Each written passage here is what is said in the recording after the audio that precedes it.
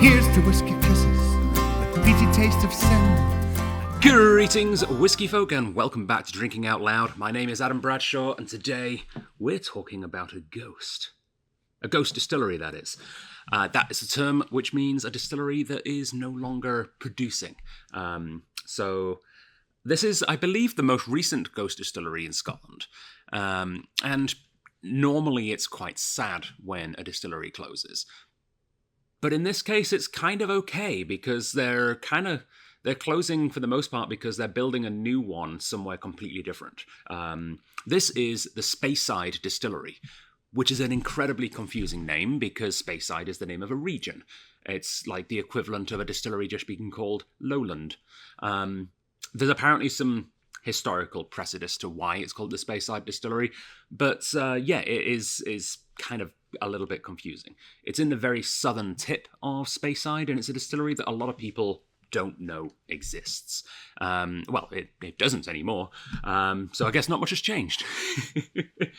But it is a distillery that I personally quite enjoy. We've had a few interesting Speyside Distillery releases throughout the years at our whiskey club here in Victoria, BC. Most of which have been part of this Spey brand, which I'll explain a little bit in a second. But we have had some independently bottled Speyside whiskey as well. Whiskey Broker, quite famously in our club, came out with one with the worst labels you have ever seen. Literally looked like it was designed in Microsoft Word 95 and printed on an Avery label that got wet. It was awful. I'll see if I can find a photo. I might have destroyed all evidence. It was pretty bad. We actually printed our own label on the back and put them, backwards on the shelf. It was dire.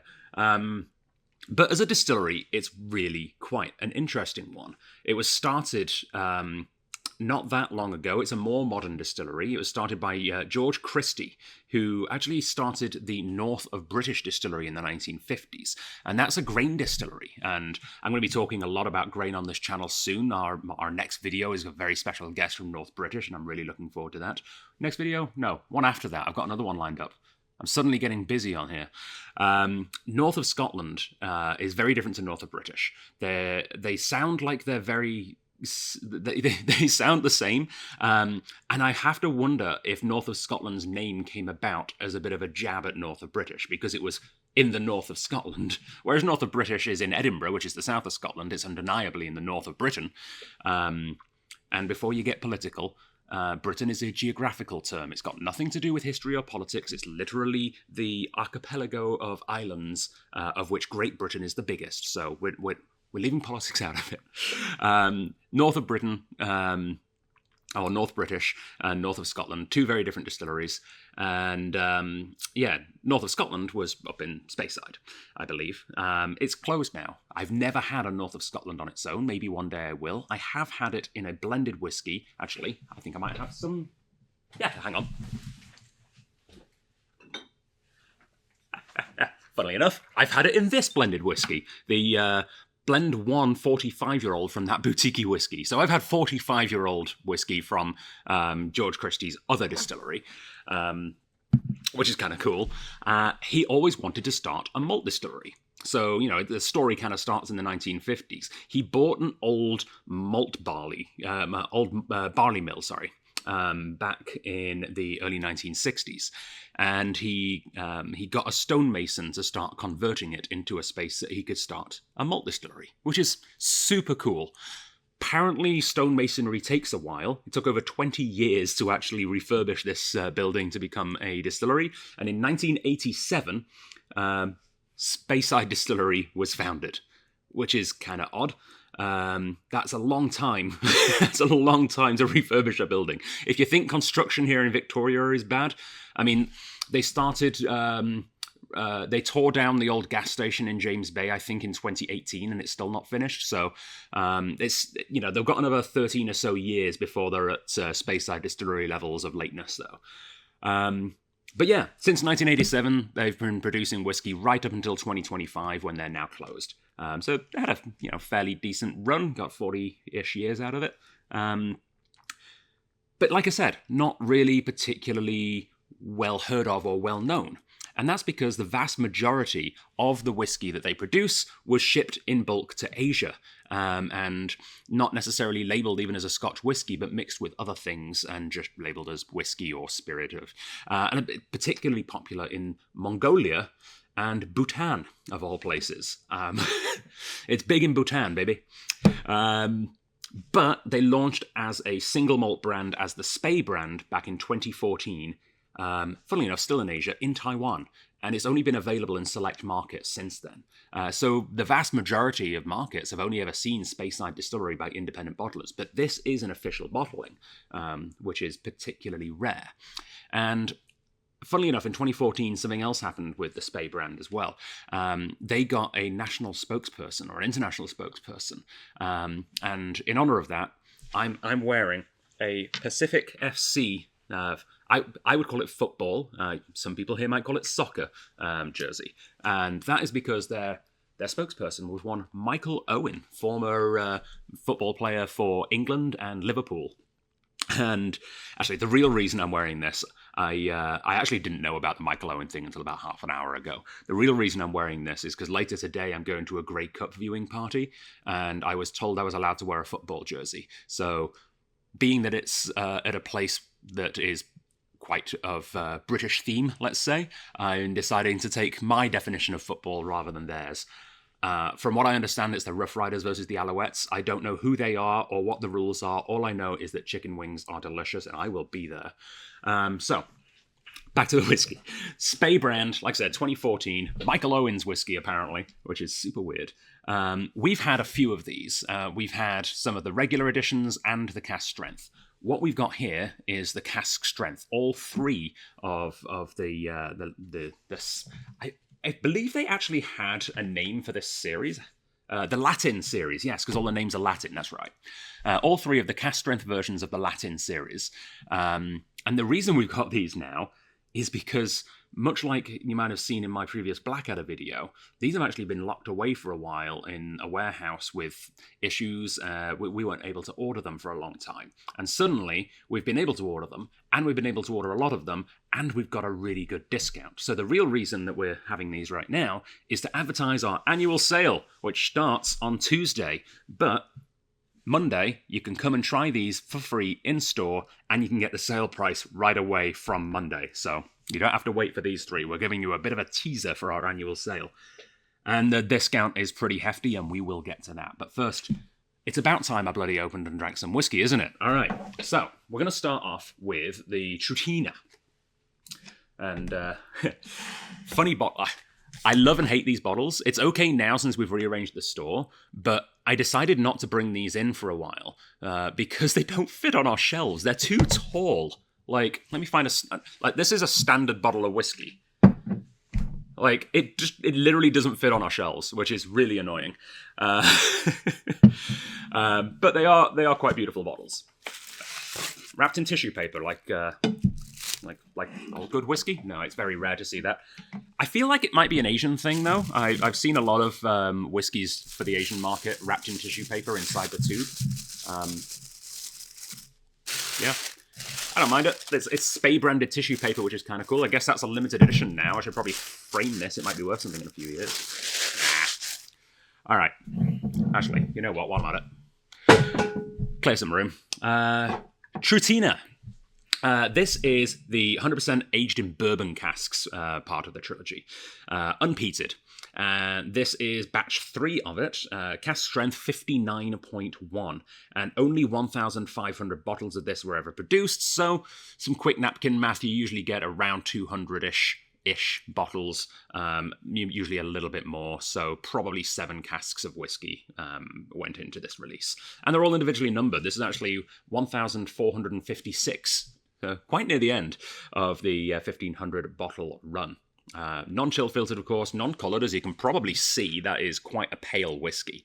Nothing wrong with that. It's just got nothing to hide, is all. And because it's a limited edition, they don't have to worry about batch consistency. It's going to look exactly the same as all other batch 3s, and they don't really care if it looks a little bit different to batch 4, because batch 4 is going to be a different whiskey. So they're not adding colouring for consistency either. Very over the top Scottish with this tartan ribbon going down it and like a coat of arms. You can kind of tell that this is aimed at either tourists or people who have. Well, it's aimed at the Taiwanese market, basically, is what I'm saying. It's aimed at people who have this like wonderfully sort of rose-tinted view of like old school Scotland, and not necessarily what Scotland's actually like these days. But I think it's a pretty cool presentation, I have to say. All right, let's crack this one open. See what we're dealing with here. Oh, yep. It's funny because when this was bottled, of course, it wasn't a closed distillery. It's only now that it's closed. In fact, this was probably bottled in about 2019. All right. Lovely cork pop. Lovely glug. Lovely bourbon cask. That is about as true to form as an unpeated bourbon cask malt on the nose as you can get. It's straight up barley sugars, which is a candy in the UK, a boiled sweetie, if you will, if you use the old English parlance. Yeah, it's like butterscotch kind of flavors, vanilla, a little bit of toasted coconut on there. Yeah, it's not just like vanilla, it's like Madagascan vanilla cheesecake kind of vanilla, you know? It's a little bit more bougie vanilla. This is not your common garden vanilla essence. It's nice. There's a little bit of spice. Almost reminds me of carrot cake on the nose, which is fun. This to me is, and I remember saying this last time I had this 5 or 6 years ago at this point. It feels to me like what I've always wanted. I've always wanted a Glenmorangie 10 or 12 as it's now been re-released at cask strength. And that's kind of what this feels like. And yeah, I mean, Trutina, I should have looked up the Latin. I don't remember what it means. Fire me a comment in the comment section if you feel like looking up some Latin translation of what Trutina means with an accent, a straight accent on the A. Actually, it may or may not mean balanced and pure, because actually he says that in brackets underneath it on the back. So maybe fact check me, please. Yeah, custody on the nose, a little appley. It doesn't mention whether it's first fill or refill. My guess from the flavour is it's a little bit of both, because there's a decent amount of spirit coming through, but there's some flavours that you would generally get more out of a first fill ex-bourbon cask at the same time. So I think it might be a mix of both refill or maybe second fill and first fill. Nose has changed a little bit. I should have got water. I didn't prepare for this video, apparently, and I didn't grant myself water, so I'll try it with water later. Believe me, I will for science try it with water. You're just getting my unfiltered, undiluted impressions of this whiskey right now, which, frankly, I've got to be honest, is how the vast majority of our Whiskey Club members enjoy whiskies here in Victoria anyway. We always put little things of water out on the tables, but rarely do I see people use them. It's lovely. Yeah. Very classic Speyside ex-bourbon. It's not got any sort of rich, big, meaty things. It's just kind of like a slow, low, rustic sort of style of spirit. There's no floral notes that I can really perceive. It's more, there's a little bit of like maybe peach blossom, it's a very straightforward orchard fruit and vanilla whiskey. It's lovely. It really is. And it's rare now because it's closed. It does not exist anymore. And it's also rare because it's something that is not in most markets. So it's a really interesting bottling. So, price, you can get this right now, right even before the sale starts. If you're catching this on Monday, you can get this right now for 34% off. Regular price is $138.17. We've got it for $91.22. So $91 for a rare closed distillery cask strength ex-bourbon single malt from Speyside. That's pretty peak. Yeah. And the best part is, if you're here in Victoria, you don't even have to take my word for the quality. You can come and try it yourself for free in store. The whole of this bottle is available for you guys to come and try. If you're not in Victoria, you probably have to take my word for it, but we do ship. So if you're anywhere else in Canada, feel free to pick one up on the website right now, and you can get this shipped to your door thanks to our lovely friends at Canada Post. All right, so we've got the bourbon. What's next? Well, next up is the Tene, which annoyingly is not 10 years old as far as I'm aware. It doesn't, I don't think, has an age statement. Neither does, none of these three have an age statement, because it's not about the age, it's about the cask strengthness is like the point of these whiskies, right? But the Tene is their Tawny Port Cask edition. Not full maturation, just finished, but as you'll be able to see shortly from the colour, decent amount of influence. The colour's a good indicator of how much influence you're going to look at. It's kind of mad. Yeah, look at the colour difference between those two, right? So this one started off like this, but at some point in the maturation transferred to Tawny Port casks, and it's had quite the transformation. Definitely in colour. Let's find out how much of a transformation it had in flavour. This is, again, batch 3. Again, 1,500 bottles, so probably the same amount of bourbon casks. However, port casks tend to be bigger. It's probably a pipe, and that often is more like 300-ish, 350 sometimes bottles. So it might be that they had like 7 ex-bourbon casks going into 4 or 5 pipes. And this is 695. Came out at 57.4. Does it have a... No, it does not have a definition of what Tene means in I mean, I'm assuming what that balanced and pure is what Trutina means. It probably isn't. But Tene does not have an in brackets thing underneath it. It does, however, tell us that this collection is due to Lord Byron's love of Latin. Sure. I'll take your word for it. I'm sure Lord Byron loved Latin. Who doesn't love a good Latin? All right, get rid of take the hat off, corks out. All right, so what I'm looking for here is some nice big dark fruit notes. I'm looking for plums, I'm looking for sort of black currant maybe, and that's the kind of flavour I often get and associate with port cask whiskies. The nose is a little quieter than the Trutina. That's very interesting. It's a little bit more closed up. And a funny thing happens when you do finish a whiskey in another cask. Cask maturation isn't linear, right? It doesn't mature at a constant rate. It matures much faster at the beginning of the process than it does at the end. So if you take whiskey out of one cask and put it into another cask, even if it's the same type of cask, it matures quicker. So if you take whiskey like for 5 years in one cask and then put it into another cask for 5 years, it's going to be more mature than a whiskey that stayed in the same cask for 10 years. So assuming these are probably around the same age, this is going to be a little bit more mature. And I often find that more mature whiskies are a little bit more restrained on the nose, especially when you first pour it. So let's see if it opens up a bit with... I'll warm it up. It is a little chilly in here, I will admit. It's starting to open up now, yeah. Blueberries. That's the first thing that comes to mind there, is blueberries. That's not what I'm used to finding in a port cask, but it kind of makes sense, especially when there's a decent amount of ex-bourbon influence as well. Yeah, I can't get past the blueberry. That's quite nice. It's like a blueberry scone or a blueberry muffin. Lovely, I'm going in.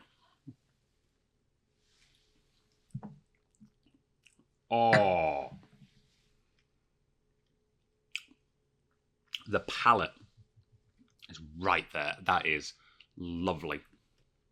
I made the connection earlier to this being like a cask strength Glenmorangie 10. This is like a cask strength, like port finish Glenmorangie. It really is. That's kind of wonderful. Ah, it's so much more obviously port cask influence on the palate than it is on the nose. The eyes and the mouth can see the port, but the nose can't. Can he see the port? It's shrouded in mist on the nose, but oh man, can you taste it? Perfumed baskets of plums. Not dried plums either, fresh, juicy, ripe plums. Oh, that's bloody good.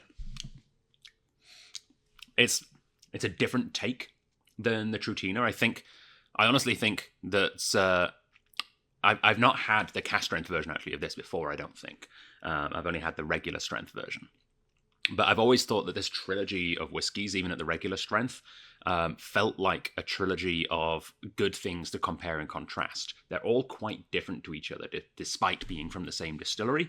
And I think they kind of belong together. It's like when you go to the SPCA and you pick up a kitten, and you only planned on getting one cat, but that your favorite cat has a little brother who really is attached, and you don't want to break them up. It feels like that with these whiskies. It would feel almost kind of weird to get one and not get at least one of the others, because the compare and contrast is really part of it. So what's in common between the two? What am I still finding? Well, a lot of those more bourbon cask notes aren't really there. So, because that comes from the cask, and the cask has really been overpowered by the cask notes of the port on the palate. However, what is still there is some of the more orchard fruit notes. I'm still getting that sort of apple and pear kind of a note that I got in the Trutina across to the 10A, which is really cool. The 10A is slightly more expensive than the Trutina. Port casks are more expensive than bourbon casks, so that really does make sense. But to make up for it, it's 35% off. You can get this regular price. It was $148.61. Right now, $97.30. So still coming in under $100. And like I said, you can come and try it. You don't have to take my word for it. If you're in Victoria, come try this for free in the store. And you can pick it up right now, even before the sale starts. Next up, and finally, Fumare, which you can... my Latin isn't great, but if I was to guess what Fumare was all about, fume... smoke. All right, so this is a peated version from Spey. Didn't realise the coat of arms was actually on the top there. The Harveys of Edinburgh, which actually bought the Spey Distillery. I think I think it was just before 2014. Can't quite remember. Ooh, that was a good reverb on the sound there. Alrighty, so Fumare, this did really, really well when we had it back in the previous iteration of our Whisky Club, the Dram Association, back in, I want to say 2018, we had this, and people loved it. We sold a crap ton of, I think, batch 2 at the time. I think we're on to batch 3 now, yeah. Batch 3, again, 1,500. Again, individually bottle number. This is 352. 57.5% ABV on this one. Yeah. If this is as good as I remember batch 2 being, or I think it was batch 2, we're in for a nice peaty treat. I remember this essentially, I had this before I had a peated Glenturret. And I remember the first time having a peated Glenturret being like, oh, it's like Fumare. So as much as I want to say this is like a peated Glenturret, I realistically, peated Glenturret is like this. I remember this sort of Vegemite, Marmite kind of umami saltiness to it. Let's see if that's still there.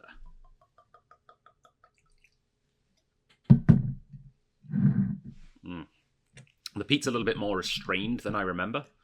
I feel like everyone's been upping the peat levels in the last 6 years, so it might just be that it's as peaty as the last time I had it. It's just that my gauge is broken, you know? the ratings have changed. Oh no, it's definitely opening up now. Smells almost, I would say on the nose, a little bit more Kalila-esque than Glentoran today. If I would definitely guess this was an Islay if tasting it blind. Actually, it's got that seaweedy Lafroiginess to it as well today on the nose. Almost like an English whiskey company, like a St. George's. Yeah, I think that's the thing that really comes to mind now. This is quite similar to the Blackadder St. George's that we had a little while ago, which I... One second. Yeah. We're out of glasses, so I can't try it, but I'm gonna... On the nose. Yeah. Yeah. Definitely. Yeah. So if you were a fan of the Blackadder 8-year-old St. George's, you'll probably like this one as well, based on the nose. Let's go for the palate. Oh, that is full strength peated beauty. And again, much like the Blackadder. That is lovely. Speaking of Blackadder, there's a whole lot of Blackadder bottles and blowout prices in the sale as well. So if you want some Camara, it's like, I can't remember, it's like 40% off or something. Do I have a sale book? Hey, look at you. I'm semi-prepared. Camara.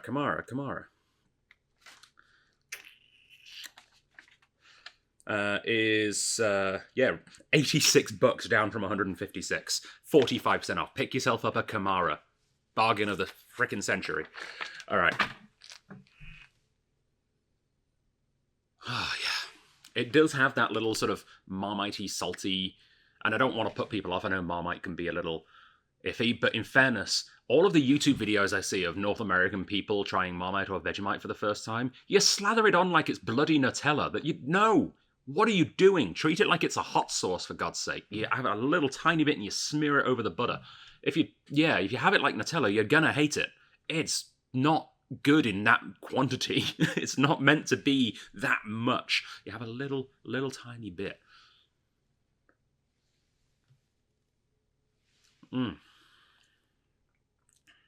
Yeah. Yeah,